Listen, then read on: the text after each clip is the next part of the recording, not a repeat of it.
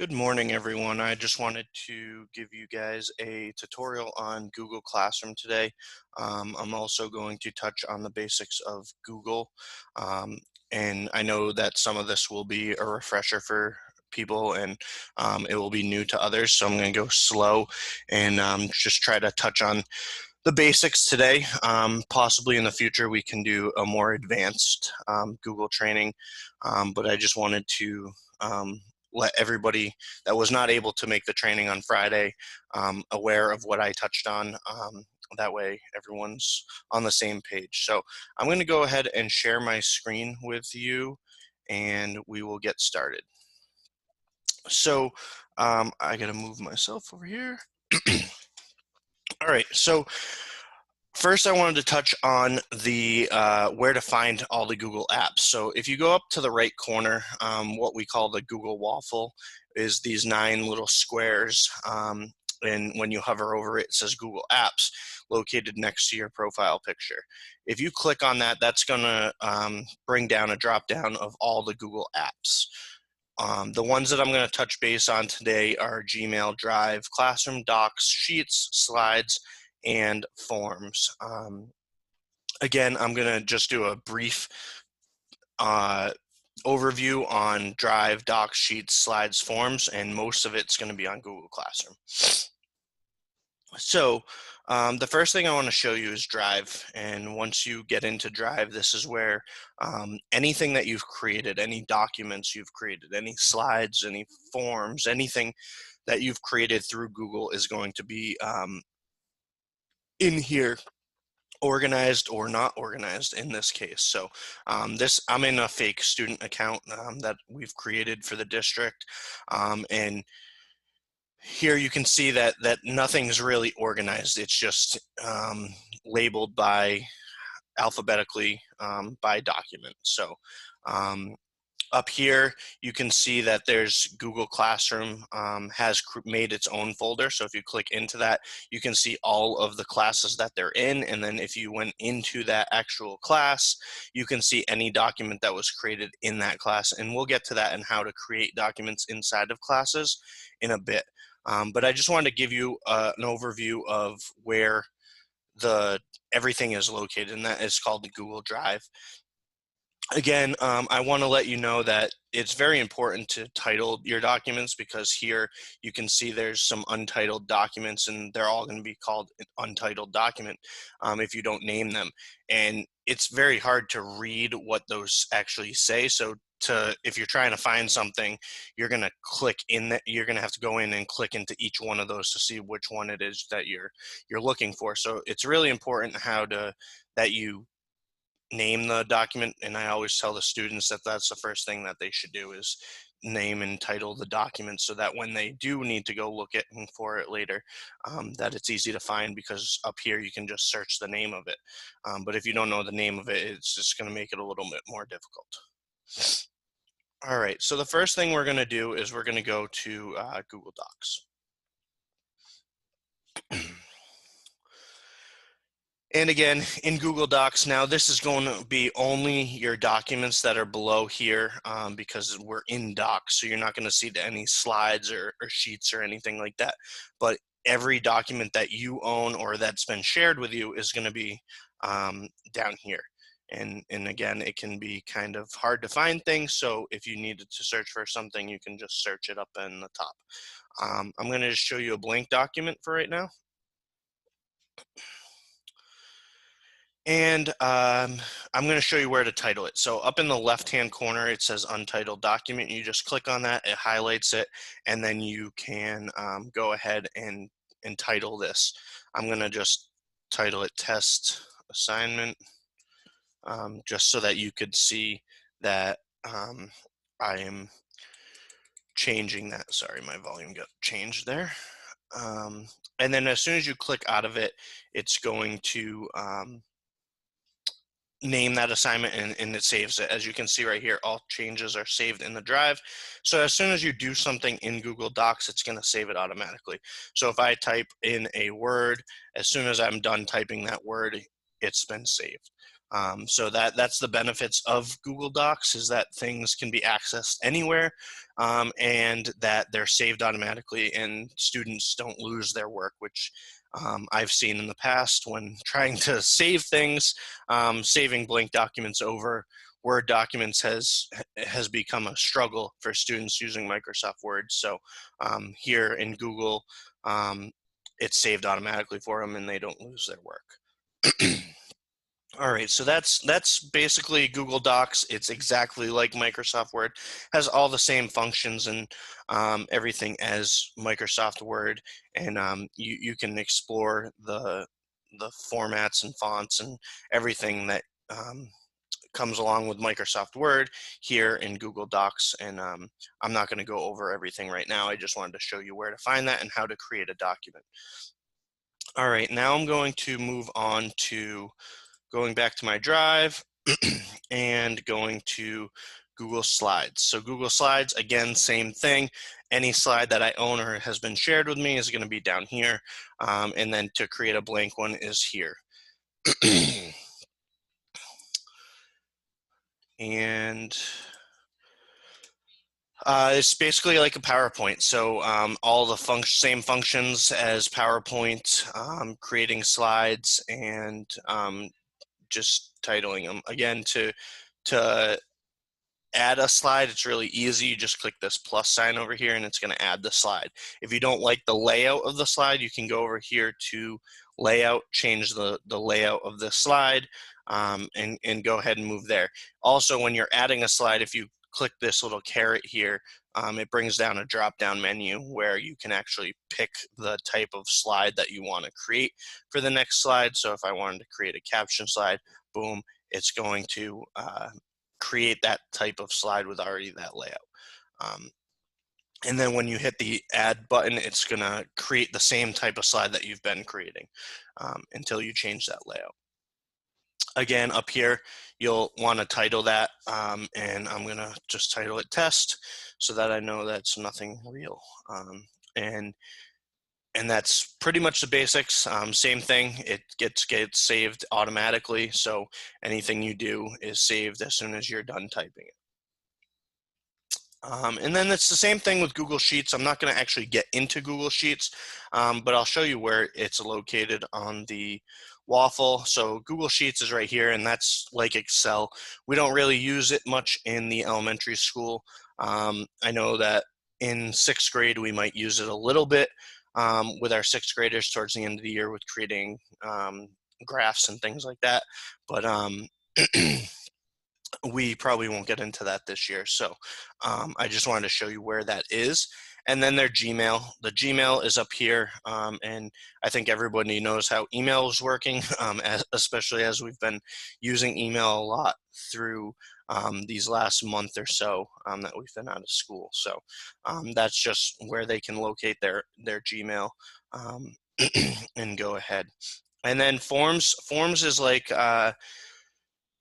something that teachers are using to create test quizzes, sometimes worksheets, just because it's easier to collect the data from students. So if you click into that form, you can fill it all out and then submit it to the teacher. As you can see, there's like a worksheet template and things like that. Students really aren't making their own forms, so I'm not going to go over how to create a form or anything like that, but any form that was shared with them would be down here.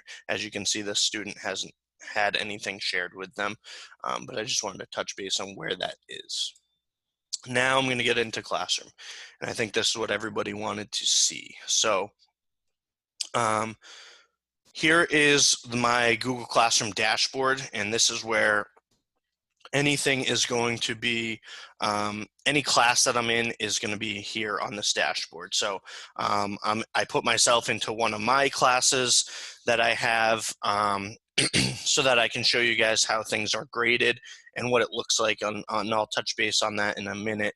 And then I created a fake class that I've created some fake assignments in, just so I can show you the different types of assignments and how to attach things and how to create things in Google Classroom. And then here's just another class that we're in. So your student should have their specials one, their homeroom teacher one, and then they might have one with some other specialists such as speech or OT or PT or anything like that if they do have any of those services. So I'm just going to click in here into the test class, and I'm just going to go over what we see as a student. So again, I'm logged in as a student, so this is what the students see, not what the teachers see. The teacher end is a little bit different, and I didn't feel like that was needed to show you guys what that looks like.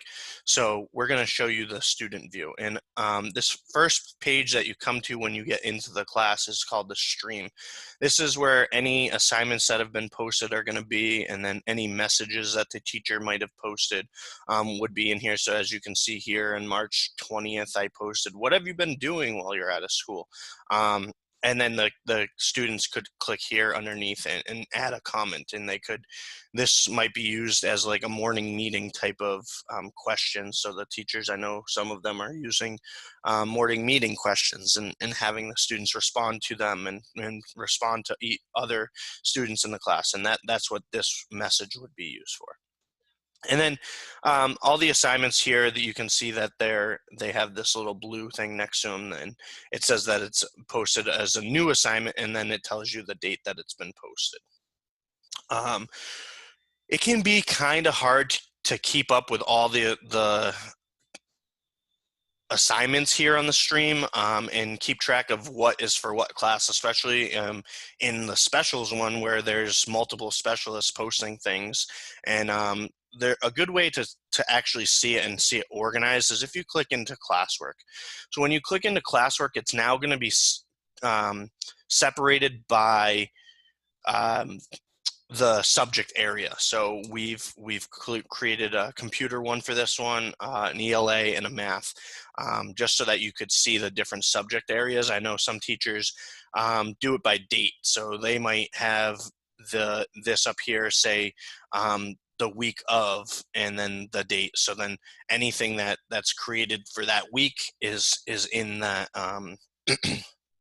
is under that topic.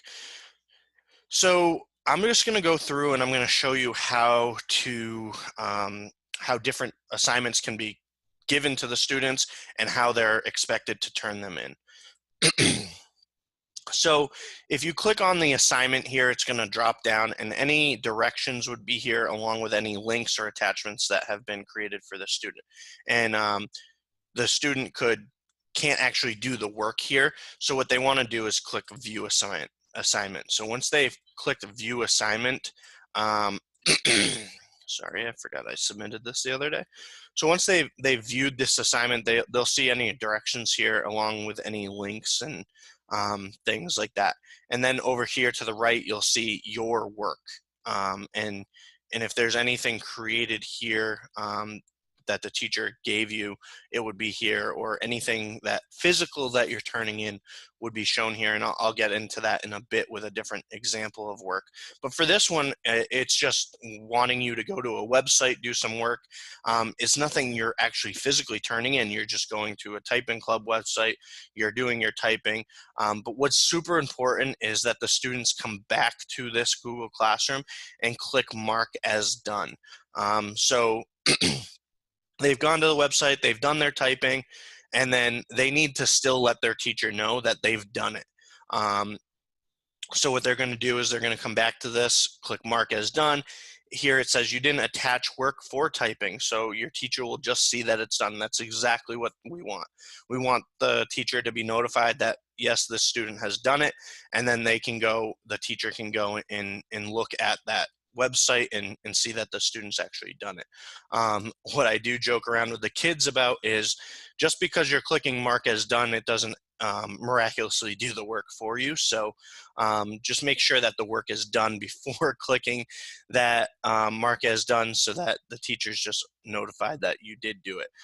We're obviously going to go check and make sure that the work has been done.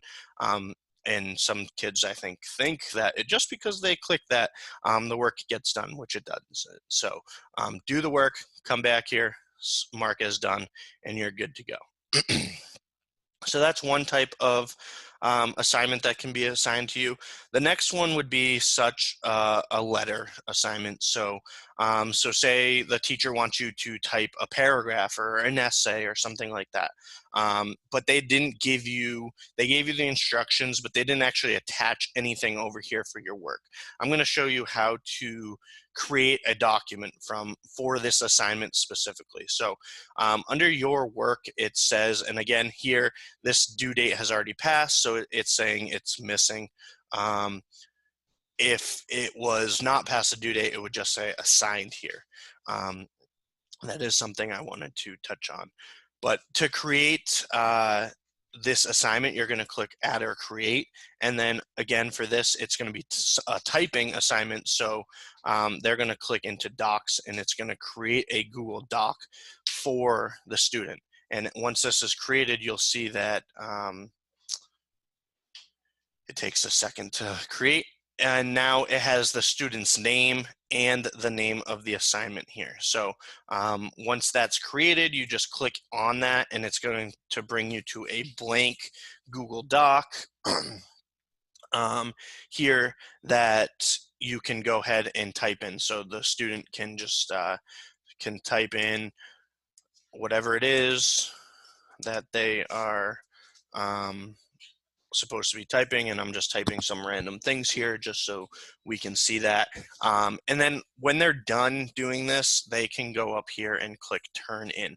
There's no need to share it with the teacher, because clicking share is going to send it to the teacher's email, and there's really no need to send that to the teacher through an email, because once you click turn in, it's going to turn it in for the students, and it's going to tell the teacher that they've turned it in, and the teacher can just click on that student's name and see anything that they've attached here. So just clicking turn in is all that the student needs to do. No need to share. I've been having students that have hit turn in and shared it with me, and then I'm getting it double, and it can get a little bit confusing. So just turn in, no need to share. If the student accidentally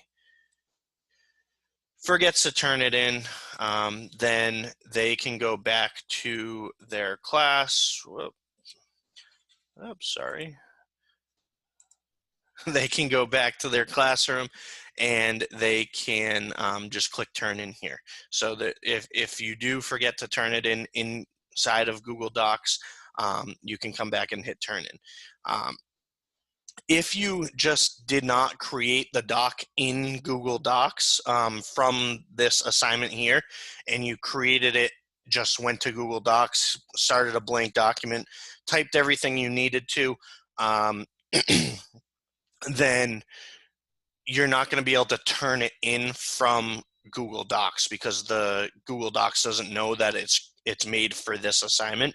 So you would have to come here, click add or create, find that document from your Google Drive, attach it, and then hit turn in. So there's just an extra step there if you do go to Google Docs and start that and don't create it from here. Again, I think it's better to just create it from here, because now it's already titling the Google Doc for you, and it's attaching that to this assignment here.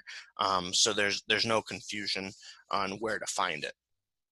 Again, it's your preference and how you want to do that. So then you would hit turn in, and it's going to say this is going to be attached, turn it in, yes.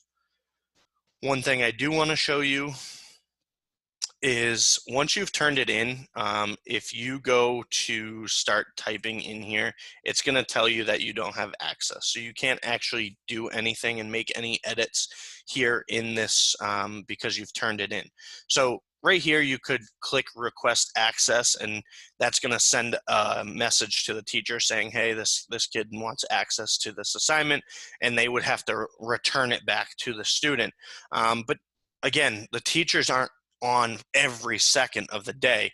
I mean, they're on the computer during the day, but they might be having lunch or something at the time that the kid's clicking this. So the best way to get access back without having to click request edit access would be to go back into Google Classroom and just hit unsubmit. Once you hit unsubmit, it's going to give you full control back of that document, and you can go ahead and type in there. So there's no need to click request edit access, because you can just hit unsubmit, and then when you're done typing, just turn it back in. So hopefully that makes sense, and I'm going to close a bunch of this stuff out here so that I can have some of my stuff back. All right, perfect. And then the third way is if the teacher creates an assignment that already has something attached. So say they wanted you to work on a worksheet here, right? They could have created a worksheet in Google Docs, and they just want the student to click in here. So all the instructions are here, they click here, and now here's the worksheet. Again, I'm just using a morning podcast sheet that we had because it was something that you can use fill in the blanks here. So if the student goes ahead and changes whatever they need to, types into this, types all their answers, they can go up here and then hit turn in. Again, no need to share, just click turn in. What I do tell the students is, and I just kind of type some random letters here, but if they could change the color of the font for when they're making some edits in here so that the teacher can see all of the answers that they've provided or edits or anything like that. If it's in a different color, it just helps the teacher to be able to scan the document and see where the student has inputted any information. Again, don't change the color on every word or every letter, but just pick one color, go with it for the whole time. I try to tell the students to use like reds, blues, greens, because those are easier to see than a yellow or a teal or something like that, where the kids think that's funny, haha, look, but in the end, it kind of hurts them as it's hard to read, and things can get missed. So this is the third type, and again, you just hit turn in. If you forgot to turn it in, you can go back to Google Classroom and click turn in here too. Any edits you make are automatically saved, so if you clicked into this, anything that you had done is going to be saved. And now I want to go and let you know what it looks like once you've turned in your work. So I'm going to go to and here's an example of our special. So here it is that gym, art, music, computer, SEL, things have been separated exactly by class. And I know that this student has already done, this fake student has done the NASA assignment from last week. So we're going to click in there. And as you can see, it now says that it's been graded. So I turned it in, the teachers saw it, and now they've returned it back to me as a graded assignment. So it says graded here, and then right here, it's giving me the points that I got. So 100 out of 100. For this, it's pass fail right now for kids. So what I'm doing for my classes is giving 100 out of 100 if the kid did it, and that means that they're getting credit for the assignment. So right down here is also a private comment that I sent back to the student, telling them that they did a great job. I know that this big blue button here is very tempting to press on, and the students might want to click that button because it's very tempting. It's big and blue, but there's no need to resubmit unless the teacher down here has told them to resubmit. So the teacher might say, hey, can you go back to question 5 and resubmit that? So they would go ahead and fix number 5, and then they would resubmit. But if it just says great job, they've already got 100, it says graded, there's no reason to resubmit that. What I try to tell the kids is that would be like if we're standing in class and handing a paper back and forth. There's really no need to do that. So let's just, once it's turned in, and if there's no thing that says you need to redo it, then just leave it there. It's great. You got a grade on it, and move on to the next assignment. Um, what I do want to show you also is if you have to take a picture or a video for something. So say the teacher gave you a worksheet and you didn't want to print that out, and you wrote all the answers down on a piece of paper and then take a picture of it. What you're going to do is you're going to go to add or create, and then you can go to the file and find that file on um, your computer. So if you took it with your computer, or if you took it with your iPad, iPhone, whatever it is that the picture is taken on, you're going to go into Google Classroom on that device, hit File, and then you're going to select the file from the device, find it, and then you'll click the upload button down here, and it will upload it, and it will show up here just like the assignments show up. There is one thing that I would like to say is if you're using an iPhone or an iPad, there are, or any type of phone, Google Play Store also has it. So if you have a phone or a tablet or something, to download the Google Classroom app. That way you can even log in as your student, and then you will get notifications that when assignments are posted and things like that. So I suggested to the parents that on Friday that they put the Google Classroom app on their phone, and then they can get notifications when the student assignments are posted and things like that. They will have to sign into the app with the student's credentials. So they would have to sign in with the student's email and password, so that they're seeing it, because there's no way for parents to actually get notifications except for, oh, hey, this is missing, or this is what they did last week. So you won't get notifications when assignments are actually posted. So the best thing that I've told them is just log in on your phone or tablet with your student or your child's email address and password. That way you can get those notifications. One thing I did notice is some kids are turning off email notifications for their classes, which can become kind of an issue, because now they're not getting notifications when new assignments are posted, or anything in Google Classroom is posted. So I wanted to show you where to find that to turn it back on. So if you click up here, these three lines next to whatever, it could be the name of the class. For me, I'm already in settings, so it's just those three lines on the left hand side, and once you click on those, you go down to settings, and it's going to open this. So you can turn on email notifications right here for all your classes. If you don't want to see comments on your posts and things like that, you can turn them off.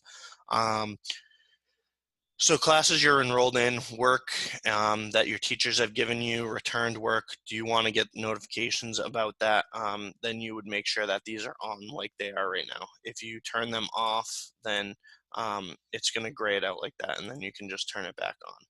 And then you could also just turn individual things off if you wanted to have some notifications. So it's completely up to you and your child how you want to have notifications set up. But again, it's very easy for children to turn these notifications off, because when they get an email, it just says unsubscribe, and if they click that, they can turn their notifications off. So if they're not receiving notifications about Google Classroom, they've probably turned them off, and you can just go back into settings and turn them on. So I wanted to give you that update. I think that's it for today. I think what we're going to do is I'm going to try to create some sort of sheet that explains this process, but I wanted to do a video tutorial for you so that you can see exactly how to do it, because sometimes reading it on a sheet doesn't really explain it that well. So I figured if we go through it step by step on how to submit assignments, then it's a little bit easier when you view it. If anybody has any questions about Google Classroom, please let me know. I'm willing to jump on Zoom with students who are having issues with navigating certain things in Google Classroom, and we can kind of do a one-on-one tutorial. I know that when I joined their classes, I've showed them this, and they haven't really had many questions, but I don't know if that's just they don't want to feel embarrassed in front of their classmates by asking questions that they think that maybe they should know. So if they are having any problems, please just have them reach out to me. Again, no assignment should have to be emailed to the teacher. Again, like for me and any other specialist, we have almost 300 students, and to be getting email, some of them that are emailing us and some that are submitting it in Google Classroom, things can get lost and be hard to find. So the best way is to make sure that you submit it in Google Classroom, and again, pictures and things can be submitted in Google Classroom, so there's really no need for emails, especially when they're coming from parents' emails and things like that, because then I can't just search the student's email. I have to try to find it, and not always do I have the parent's email address on hand, so it just makes it hard to find it in our emails when things are sent to us. So if we can try to streamline this and make things easier, we can just submit them here in Google Classroom. Hopefully this was helpful for you all, and if you have any questions, again, please feel free to reach out.